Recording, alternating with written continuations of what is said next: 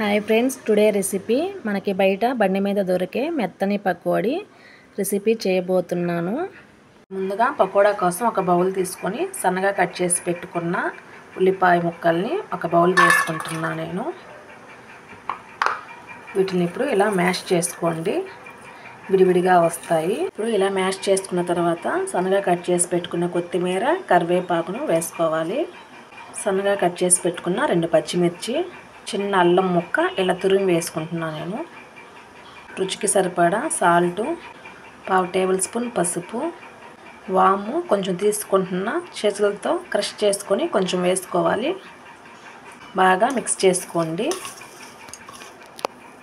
ఇలా కలుపుకున్న తర్వాత ఏ కప్పుతో అయితే ఉల్లిపాయ తీసుకున్నామో ఆ కప్పుతోనే శనగపిండి తీసుకోవాలి. 1 కప్పు శనగపిండి తీసుకుంటున్నా. బాగా కలుపుకోవాలి.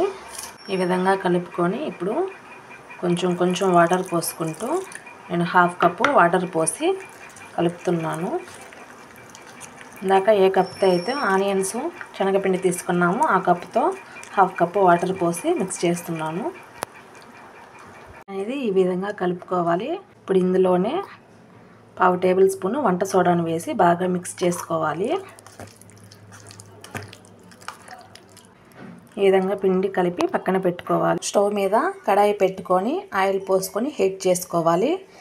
ఆయిల్ హీట్ అయిన తర్వాత కొంచెం పకోడా వేసుకుంటూ, పిండి అనేది వేసుకుంటూ పకోడా చేసుకోవాలి.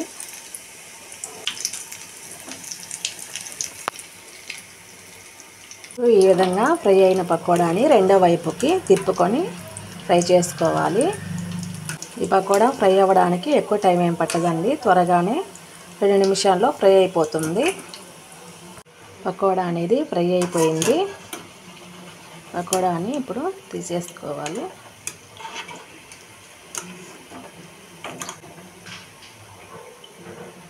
చూసారా, చక్కగా ఫ్రై అయిపోయింది పకోడా అనేది. ఇప్పుడు ఒక ప్లేట్లో తీసి పక్కన పెట్టుకోవాలి.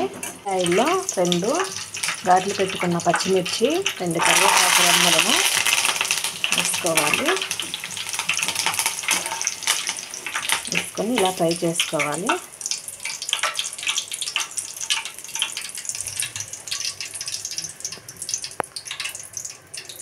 ఎంతో టేస్టీ అయిన ఉల్లిపాయ పకోడీ రెడీ అయిపోయింది. ఈ రెసిపీ మీకు నచ్చినట్లయితే సబ్స్క్రైబ్ చేయండి, షేర్ చేయండి, లైక్ చేయండి, సపోర్ట్ చేయండి ఫ్రెండ్స్.